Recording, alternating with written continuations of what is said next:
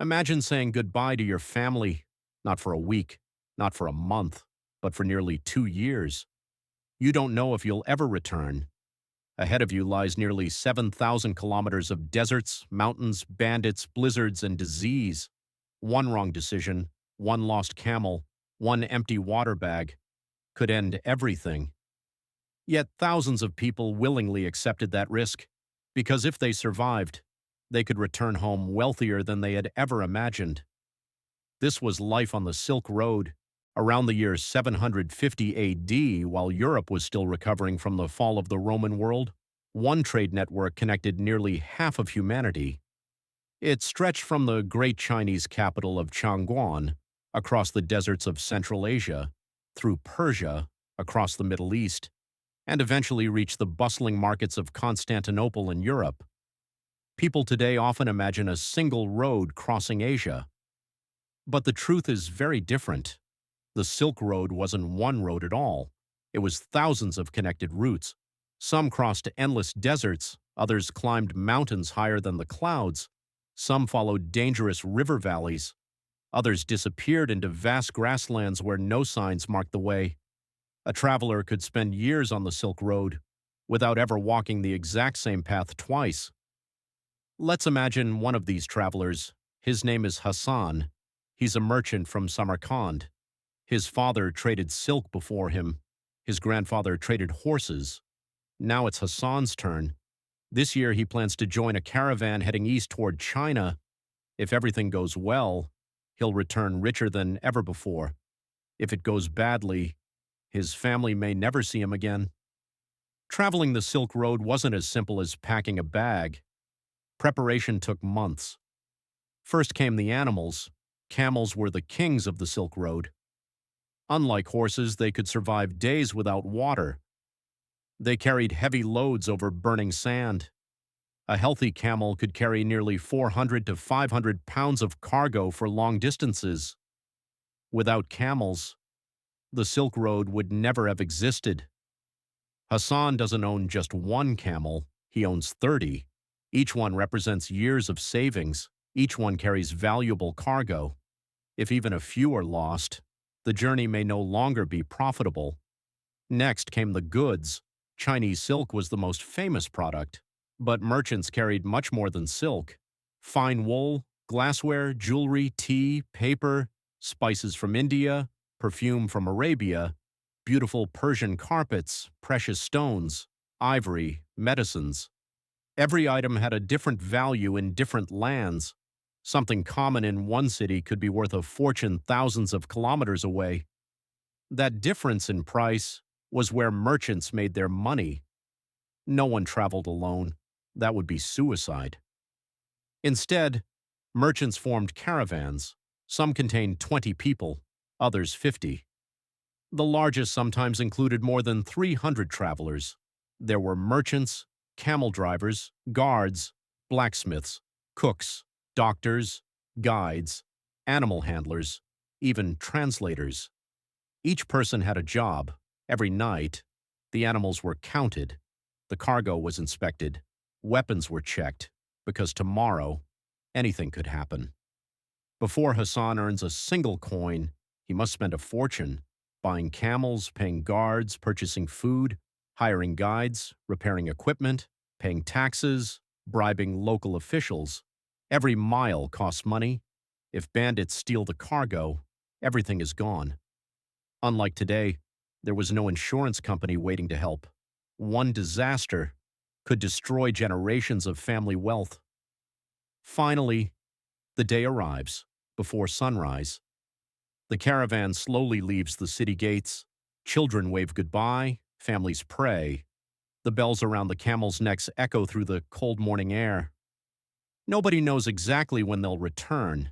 Maybe next year, maybe 2 years later, maybe never. The city slowly disappears behind them. Ahead, only endless wilderness. The beginning of the journey feels almost peaceful.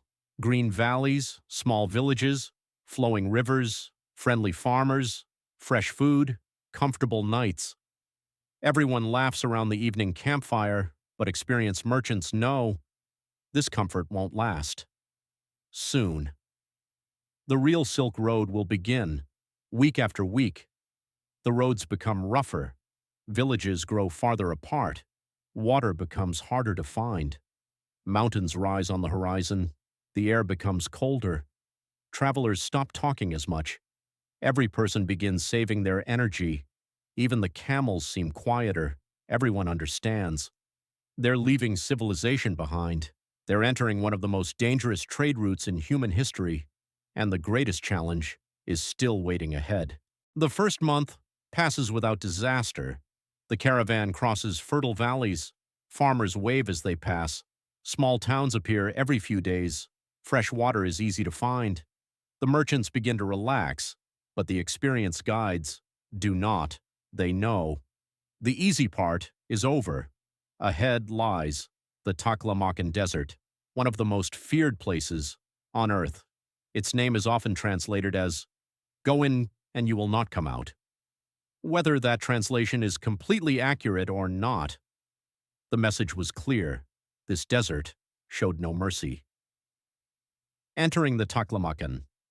The green landscape disappears. Trees become rare. The wind grows stronger. Soon, nothing remains, except endless sand. The horizon seems to stretch forever. No villages, no farms, no rivers, only silence, even the camels. Slow their pace. The caravan leader gives everyone a simple order. Do not wander away. In the desert, walking only a few hundred meters in the wrong direction could mean death. Water became more valuable than gold today. If you're thirsty, you open a bottle, a tap, or buy a drink. On the Silk Road, water was life itself. Every leather water bag was carefully counted. Nobody drank freely. Every sip was measured. A merchant could survive without silk, without spices, without profit, but not without water. Sometimes a single camel carried nothing except water, because if the water disappeared, nothing else mattered. The heat by midday. The desert became an oven. Temperatures often climbed above 40 degrees Celsius, 104 degrees Fahrenheit. The sand burned through thin sandals. Metal tools became too hot to touch. The air shimmered far away. Travelers thought they saw lakes, green trees, flowing rivers. But when they arrived, nothing was there. Only more sand. These were mirages, optical illusions, created by extreme heat. Many inexperienced travelers chased them. Some never returned. Traveling at night. Because daytime was so dangerous, many caravans changed their schedule. Instead of traveling under the sun, they walked at night, under the moon. The stars became their map. Experienced guides memorized the position of constellations long before compasses became common. The night sky pointed the way. The sound of camel bells echoed across the darkness. Sometimes, for hours. That was the only sound anyone heard, the sandstorm. Then, without warning, the wind changes. The guide looks toward the horizon. His face suddenly becomes serious. Far away, a giant brown wall begins rising into the sky. Not a mountain, not smoke, sand, thousands of tons of it, moving straight toward the caravan. "Cover your faces!" The order spreads instantly. Everyone wraps cloth around their mouth and nose. The camels kneel. Their eyes are covered. Within minutes, the storm arrives. The sky disappears. Day becomes night. Breathing becomes difficult. People cannot even see the person standing beside them. The wind screams. Sand strikes every exposed piece of skin. Some travelers panic. Others cling tightly to the ropes connecting the camels. If someone lets go, they may disappear forever, for hours. The storm refuses to stop. When the storm ends slowly, the wind becomes quiet. The dust settles. The sun returns. The caravan stands up, one by one. Everyone begins counting. People, camels, cargo. One camel is gone. Another has collapsed from exhaustion. Several crates of silk have vanished beneath drifting sand. The merchants spend hours digging. Sometimes they recover everything, sometimes. The desert keeps it forever, the price of a single camel. Losing one camel wasn't just losing an animal, it could mean losing months, or even years, of investment. A healthy trading camel carried expensive cargo: silk, tea, porcelain, paper, spices. If the camel died, everything on its back might be lost with it. One accident could erase an entire merchant's profit. The skeletons. As the caravan moves deeper, something strange appears. Bones, first, an animal skeleton, then another, then human bones.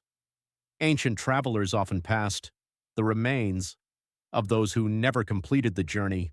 The desert never buried its victims completely. Their silent presence warned every passing caravan. This road demanded respect, finding an oasis. After days of endless sand, a shout comes from the front. Water! The exhausted travelers hurry forward. Palm trees appear. Then, a small pool of fresh water. An oasis. The entire caravan comes alive. Camels drink deeply. People wash away the dust. Food tastes better than ever. Laughter returns. For one peaceful night, life almost feels normal again, but everyone knows tomorrow. The journey continues, because the desert was only the first great obstacle. Ahead, towering above the clouds, waited the Pamir Mountains, a place where freezing temperatures, thin air, and deadly cliffs claimed just as many lives as the desert. The desert was finally behind them. For a few days, the travelers enjoyed fresh streams, green valleys, and cooler air. Many believed the hardest part was over. They were wrong. Far ahead, the mountains rose like a giant wall touching the sky. These were the Pamir Mountains. For centuries, travelers called them the roof of the world. Some peaks rose more than 7,000 meters above sea level. Here, the enemy wasn't heat, it was the mountain itself. Climbing higher, the caravan began its slow ascent. Every step became more difficult.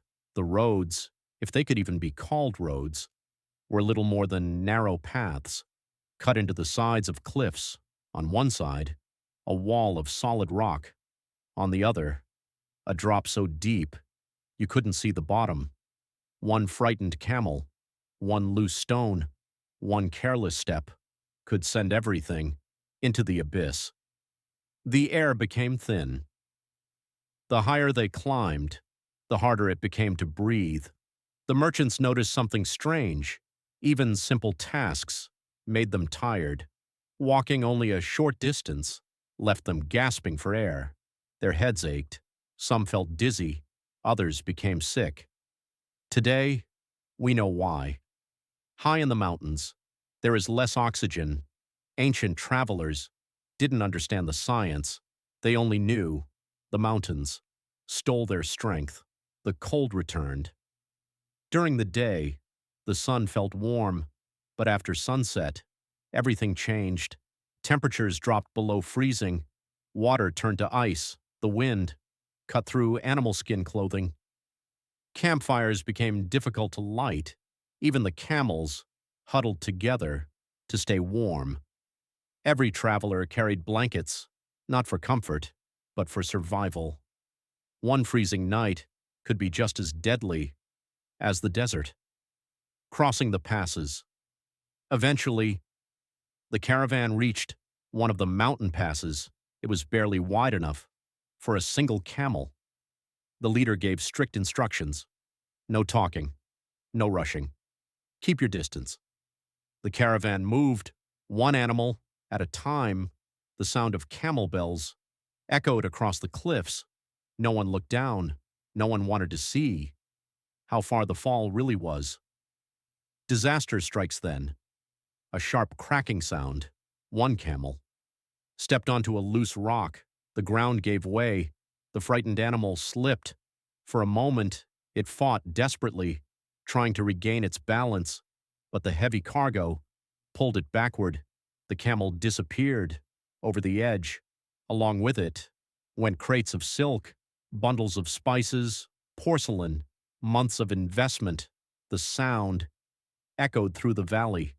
Then, silence. Nobody could save it. The mountain had claimed another victim, a merchant's worst nightmare. Hassan stood frozen. That camel carried some of his most valuable goods, not all of them, but enough to erase months of expected profit. No one blamed the animal. No one blamed the guide. This was simply the cost of trading across the Silk Road. Every successful merchant knew you never counted your profit until you arrived home safely. Snow in summer. Many people imagine summer as safe weather. Not here. Even during the warmer months, snowstorms could appear. Without warning, clouds rolled across the mountains. Strong winds followed. Within minutes, the trail disappeared beneath fresh snow. The guides had to rely on memory. Sometimes, they built small stone markers to help future caravans find the path again. Without them, entire groups could become lost. The bridges, some rivers, could not be crossed on foot. Instead, travelers depended on fragile wooden bridges. Many were built from rough logs, bound together with rope. They creaked under every step. One camel crossed, then another. The river roared below. Everyone waited, holding their breath. When the final camel reached the other side, the entire caravan sighed with relief. Meeting other travelers. Weeks into the mountains, the caravan spotted another group coming from the opposite direction. Both caravans stopped. News was more valuable than gold. They exchanged information, which roads were safe, which mountain passes were blocked. Were bandits active? Where was the next caravanserai? Sometimes, these conversations saved lives. Knowledge traveled just as quickly as silk. The caravanserai. As evening approached, stone walls appeared in the distance. The travelers smiled. They had reached a caravanserai. It was the beating heart of international trade. But while merchants rested inside, others were watching. From the darkness, men who had no interest in buying silk, only stealing it. The thick stone walls of the caravanserai made everyone feel safe. For one night, the merchants could finally sleep without fear. The camels rested, the guards sharpened their swords, the cooks prepared hot meals, the merchants opened their chests to inspect their precious cargo, silk, spices, porcelain, tea, paper. Every crate represented money, a lot of money. But outside those walls, someone else was also watching. The bandits. The Silk Road wasn't dangerous only because of nature. Its greatest threat was people. Bandits knew exactly where the caravans traveled. They knew a single successful attack could make them rich overnight. Some worked alone. Most worked in organized groups. Sometimes 20 armed men. Sometimes more than 50. They hid behind rocks, inside forests, along narrow mountain passes, waiting patiently for the perfect moment. Choosing the right target, bandits weren't foolish. They rarely attacked the biggest caravans. Those caravans had dozens of guards. Instead, they searched for smaller groups, perhaps 10 merchants, a few camels, little protection, easy profit. That was their favorite target. How an ambush began one afternoon. Hassan's caravan entered. A narrow valley, high cliffs surrounded them. The guide suddenly raised his hand. The caravan stopped. Everything became quiet. No birds, no wind, no animal sounds, only silence. The oldest guard whispered, "This place feels wrong." Then an arrow landed, only a few feet away. Another followed, then another. The ambush had begun. The fight. The guards reacted instantly. They raised wooden shields. The camel drivers pulled the frightened animals together. Merchants grabbed spears. Some hid behind cargo. Others defended the caravan. The bandits charged downhill, shouting loudly, trying to frighten everyone. The battle lasted only minutes, but to those fighting, it felt like hours. Finally, the bandits realized this caravan was too well protected. They disappeared as quickly as they had arrived. The danger was over this time. Y guards were worth every coin after the attack.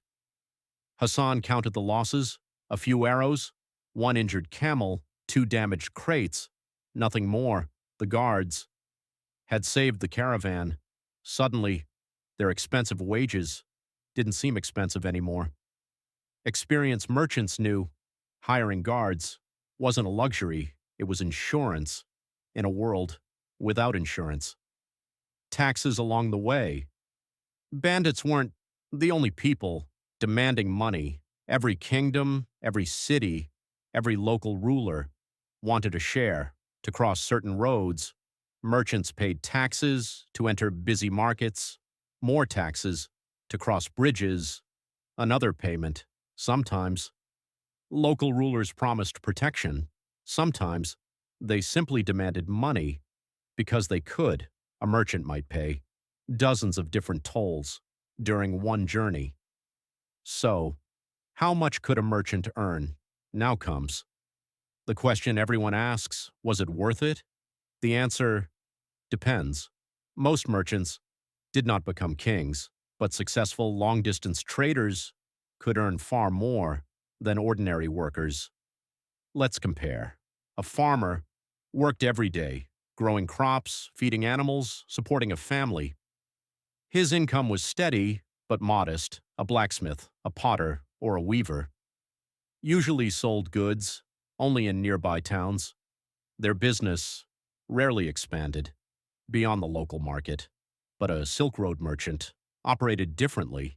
He bought goods where they were common and sold them where they were rare. A roll of fine Chinese silk could sell for several times its original price.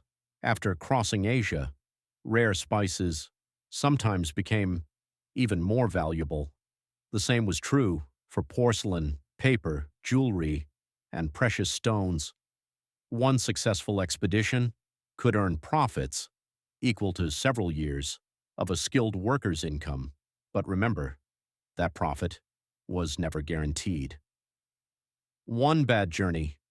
Imagine this. You invest everything you own, 30 camels, months of supplies, valuable cargo. You travel for more than a year. Then, a blizzard destroys half your animals, bandits steal your silk, disease spreads through the caravan. Suddenly, you return home, poorer than when you left. This happened more often than many people realize. On the Silk Road, fortunes were built, and fortunes were lost. The luckiest merchants, the most successful traders, didn't rely on luck alone.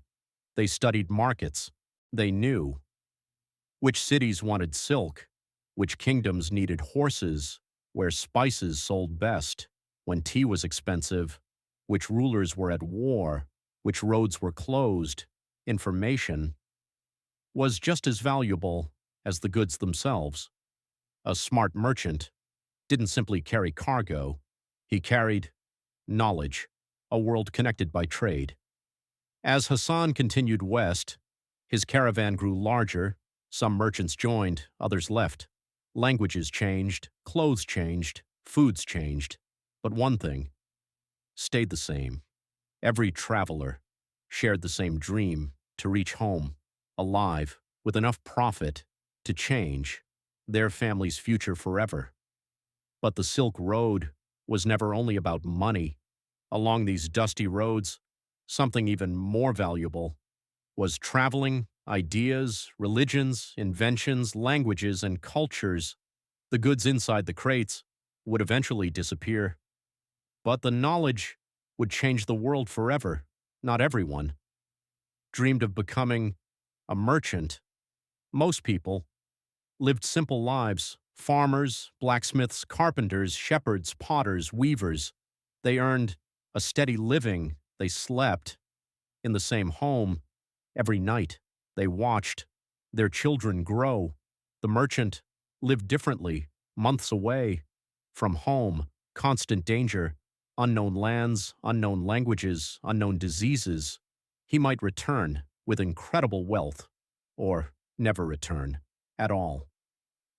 A new kind of danger. As Hassan counted his remaining cargo, he smiled. Despite losing one camel, the journey was still profitable, but one final challenge still waited. It couldn't be stopped. With swords, it couldn't be escaped. By running, it traveled silently from person to person along the very trade routes that connected the ancient world. The Silk Road didn't only carry silk, it carried ideas, religions, inventions, and sometimes deadly diseases that changed history forever. Hassan has finally reached the great markets of China. Months have passed since he left home. His clothes are worn, his camels are thinner, his face shows the exhaustion of thousands of kilometers. But now, the real business begins. The greatest marketplace on earth. The marketplace is unlike anything Hassan has ever seen. Thousands of people fill the streets: Chinese silk merchants, Persian traders, Indian spice sellers, Arab horse dealers, Turkish craftsmen, monks, scholars, travelers. The air is filled with dozens of different languages. Nobody understands everyone, yet somehow everyone understands trade. Gold coins change hands. Bundles of silk disappear within minutes. Spices, worth almost nothing in India, sell for astonishing prices. Porcelain, carefully wrapped in straw, finds buyers from lands thousands of kilometers away. Within days, most of Hassan's cargo has been sold. A merchant's profit. Now, let's answer the biggest question. How much money could a successful merchant actually make? The answer depends on experience, luck, and survival. A small local merchant might earn enough to comfortably support his family, but long-distance merchants who completed an entire Silk Road expedition could sometimes multiply their original investment several times over. Imagine buying silk for one price in China, then selling it for 3, 4, or even 5 times more in distant Western markets. The profits could be enormous. Some wealthy merchants owned hundreds of camels, several warehouses, large homes, even their own caravans. Instead of traveling themselves, they hired younger merchants to make the dangerous journey. Eventually, money itself worked for them. But most merchants never became millionaires. Hollywood often makes it seem that every merchant returned rich. Reality was very different. Some caravans made huge profits. Others returned with almost nothing. A single sandstorm could destroy expensive silk. A mountain accident could kill valuable animals. Bandits could steal everything. Disease could spread through the caravan. One failed expedition could erase 10 successful ones. That's why the richest merchants were not simply lucky, they were patient, experienced, careful, and willing to take risks that ordinary people would never accept. What about ordinary workers? While merchants crossed continents, most people never traveled more than a few miles from where they were born. Farmers worked the fields, blacksmiths made tools, potters created clay jars, carpenters built homes. They earned steady incomes enough to survive. Sometimes to live comfortably, but very few ever became wealthy. Meanwhile, one successful merchant could earn more from a single expedition than many ordinary workers earned over several years, but the merchant paid a price most people were unwilling to pay: time away from family, constant danger, uncertain income, and the possibility of never coming home. The Silk Road carried more than goods. Most people think the Silk Road only transported silk. That's not true. It carried ideas, religions, languages, technology, even recipes. Paper traveled westward from China. Without paper, books would have remained extremely expensive. Knowledge spread faster than ever before. Gunpowder also began its journey across Asia. Eventually, it changed warfare forever. The magnetic compass improved navigation. Printing techniques spread between civilizations. Buddhism moved from India into China. Islam expanded across Central Asia. Art, architecture, music, and fashion mixed together in ways never seen before. The Silk Road didn't just connect cities, it connected entire civilizations. The dark side of connection. But every connection has a cost. The same roads that carried silk also carried disease. Travelers, often unknowingly, brought dangerous illnesses into new lands. The most famous example was the Black Death. Historians believe trade routes, including parts of the Silk Road, helped spread the plague across Asia, the Middle East, and Europe. Millions of people lost their lives.